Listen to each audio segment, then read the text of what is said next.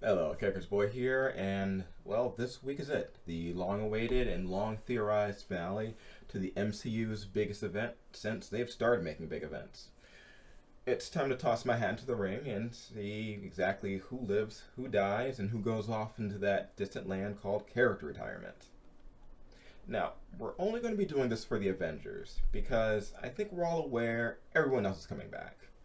Spider-Man's safe because of Far From Home, as well as everyone else from the Guardians, Doctor Strange, Ant-Man, Captain Marvel, Black Panther, etc. These are people with committed films. These are people with renewed contracts. We're just talking about characters that might have a reason to not come back because everyone else, they're back. This also includes characters like Wanda and Vision, Bucky and the Falcon. They're safe because of streaming shows.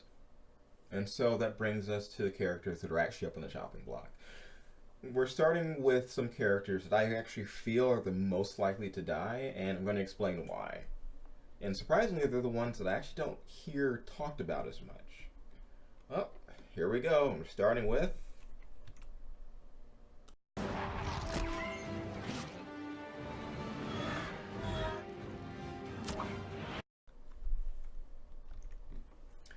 yeah, right here, this is my number one pick for character death.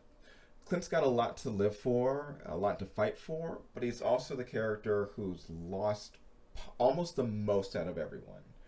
He's lost his wife, his children, his home, turned into a shaved headed ninja stalking the streets with nothing to live for, and I could see him giving his life to get that family back. It would also add some weight to the character who's really been lacking it for a lot of these movies. And really pay off all of the death flags and foreshadowing that we saw way back in Avengers 2. I could see him possibly giving his life to deal a final arrow shot, taking out a gem or something, or after someone comments what he has to the team, or what a man with a bow and arrow could do. It'd be sad to see him go, but Hawkeye really needs a truly badass moment, and that could be it. Okay, look, the city's flying. We're fighting an army of robots. And I have a bow and arrow.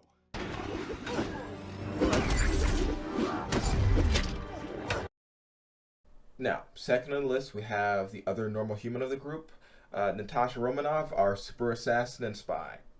Now, I place her right up there with Clint, not only just because she's just as squishy and normal a human as he is, but because she's someone with actually less to lose. She could see herself as a person most deserving of death so that others can get their happy ending. After all, as she said, I got red in my ledger. I'd like to wipe it out. she's got plenty of badass moments already, and this could be her biggest one. Setting up a trap or staying behind for an explosion. It could also tie in with her relationship with Bruce Banner and the Hulk, because her death could trigger the biggest green rage attack that we've seen in the history of big green rage attacks. Would I like this? No, not really.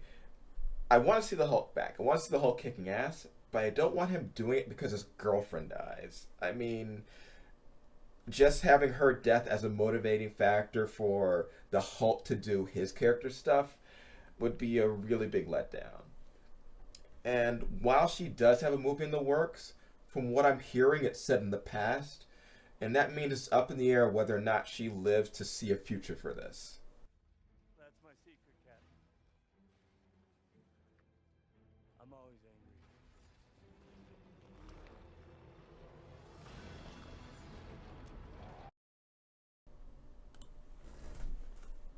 Now, the Hulk is one of those characters that's still a bit iffy. You see, what a lot of people don't seem to realize is that, unlike a lot of the characters, Hulk film rights still aren't at Marvel. You see, Universal still has film distribution rights for the character, and that combined with the Hulk being the lowest grossing of the MCU solo films is a reason why we've never really gotten another standalone Hulk film. Disney doesn't want to share those profits on a character that, outside of pairing him with other heroes, just doesn't seem to really work on the big screen. Now, because of this, Disney could be looking for a way to offload him by killing him off or changing him in a sufficient enough way that they'd be turning him into an entirely new character. But there's also someone who they found out that when paired with someone else, particularly with our next character, Thor, well, it turns into a big hit. And I could see Disney wanting to experiment with that some more. So while there are a few financial reasons I could see them killing him off, I think they're also just finding their footing with him. Now, speaking of finding their footing, that brings us to our next subject.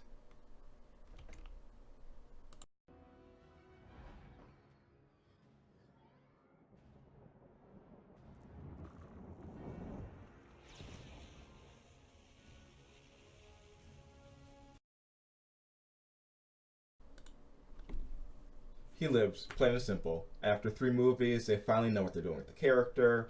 He's popular enough on his own to be successful, as well as Infinity War pretty much being the culmination of his arc in particular.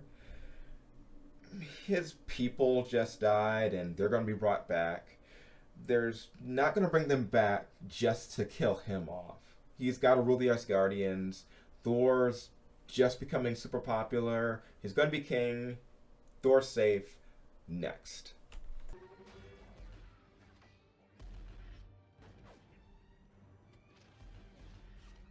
Now, Tony Stark. Tony's the guy who started it all. The man who, when I still can't believe this, 11 years ago started us all on a road to the very endgame we're in right now. He's had his arc, multiple ones right now, and he's no longer making solo films. Instead, he's relegated to the mentorship role for Spider-Man, and his actions are lessening, but his presence still feels perhaps even greater. Now, Tony's got a lot to fight for and a lot to live for. He's got Pete and Pepper and possibly a kid on the way. Were the guy who began all of this, I could see it ending in a wedding scene with him and Pepper as a good way to cap this whole story off. And that brings us to good old Steve Rogers, Captain America, and the last person on this list.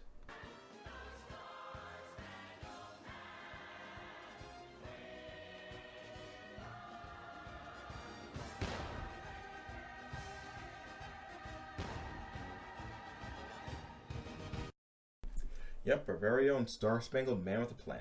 Man out of time, and if we're talking about loss, really who's lost more than Steve? He's lost his whole life, his history, and his goals all in service to his country and his world. He's a man who never gave up, will never give up, and he's seen the world around him go to hell. Now, this is a man who defines himself by self-sacrifice. And could this be the movie that ends up being the biggest sacrifice of all for him? It could, but I think the producers have something else in mind for him. A happy ending. You see, Steve's someone who's gone through his whole life giving up his life for others, his future, his dreams, and I just can't see the filmmakers punishing for it by making him give up even more. He's earned his happy ending, and if it's him retiring off somewhere or fighting the good fight elsewhere, I could see it. But I could also see him being placed somewhere else in space and time to finally get that dance in life that he always wanted. Now, how they can do that without messing up timelines, I don't know. But somehow, some way, Steve's going to get a happy ending. He's earned it possibly more than anyone else. And if you want to know what I really think, I don't think anybody's going to die. I think there was enough death last time so that everyone comes out smiling and happy. But if someone does die, it's going to have to be something grand. Well, I'll be posting after the film releases, and we'll see if my predictions came true. So subscribe so you can tell me how wrong I was and how bad my ideas were once the movie comes out. And write in the comments what your predictions are. I'll see you this weekend for Avengers Endgame. See ya.